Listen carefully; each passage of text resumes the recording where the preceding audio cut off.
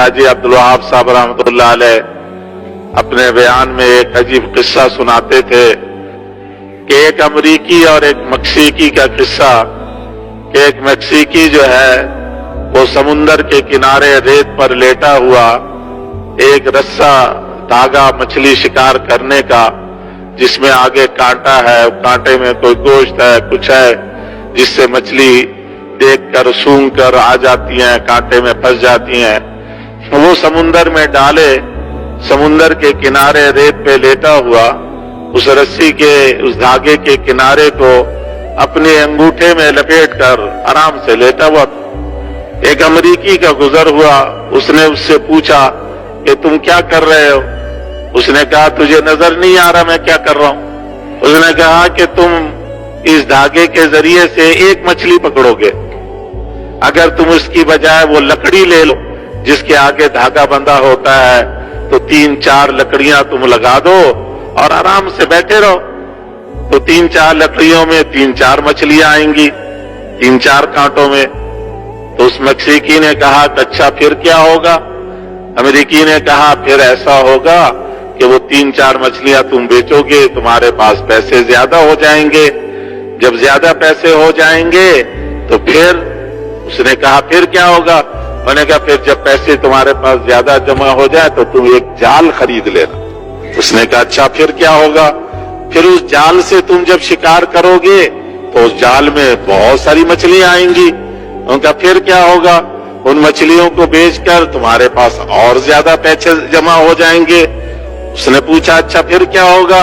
تو پھر تمہارے پاس اتنے پیسے جمع ہو جائیں تم ایک چھوٹی سی کشتی لے لینا۔ اچھا کشتی لے لوں گا تو پھر کیا کروں گا؟ کشتی لے کر تم ذرا اور آگے سمندر میں گہرے پانی میں چلے جانا، وہاں مچھلیاں زیادہ ملیں گی، زیادہ جال میں مچھلیاں آئیں گی۔ تو پھر کیا ہوگا؟ امریکی نے کہا پھر تمہارے پاس پیسے اور زیادہ جمع ہو جائیں گے تو تم ایک وہ مشینی کشتی لانچ خرید لینا اور گہرے پانی میں جانا، اور گہرے پانی میں جاؤ گے تو وہاں اور زیادہ تمہارے پاس شکار آئیں گے، زیادہ مچھلیاں ہوں گی، تو پھر تم اپنے لیے 1-2 ملازم بھی رکھ لینا، پیسے زیادہ ہو جائیں گے تو پھر اور پیسے جمع ہوں گے تو ایک چھوٹا سا اسٹیمر خرید لینا۔ پھر کیا ہوگا؟ اس نے کہا پھر اسٹیمر خرید کے تم اور گہرے سمندر میں جانا اور وہاں پہ تمہارے ساتھ عملہ بھی ہوگا، وہ سارے مل کر مچھلی پکڑیں گے، پھر تم ان مچھلیوں کو دوسرے ملکوں میں بھی بھیجنا اور تمہارے پاس پیسے زیادہ ہو جائیں گے اور پیسے ہوں گے، اتنے پیسے جمع ہو جائیں کہ ایک بحری جہاز لے لینا، سمندروں میں دور دور تک مچھلیاں پکڑتے رہنا، مچھلیوں کا شکار کرنا اور مچھلیاں شکار کر کے مچھلیوں کو ملک میں باہر ملک میں ایکسپورٹ کرو گے، بھیجو گے، تو پھر کیا ہوگا؟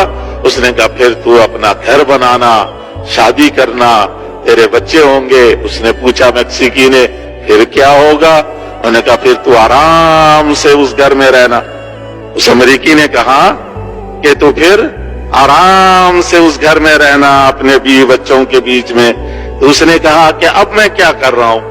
اب بھی تو میں آرام سے لیٹا ہوا ہوں اس ریت پہ، تو نے اتنا لمبا چکر لگا کے مجھے کہا کہ اب آرام سے رہنا تمہیں۔ ہم سارے اس چکر میں پڑے ہوئے ہیں، اب یہ کر لو، اب یہ کر لو، اب یہ کر لو، اب یہ کر لو، اتنی محنتیں کر لو، پھر آرام سے رہنا۔ وہ آرام سے بہنے کی نوبت نہیں آتی اور ملک الموت آ جاتے ہیں کہ چلو اب آرام سے میرے ساتھ چلو۔ میرے بھائی اور بزرگوں، ہر طرف یہ دوڑ لگی ہوئی ہے، بس دنیا کی محنت میں اپنی صلاحیت کو لگا دو اور صلاحیت کو لگا کر یہاں کی زندگی میں خوشیاں سمیٹ لو، راحتیں لے لو، اطمینان اور چین لے لو۔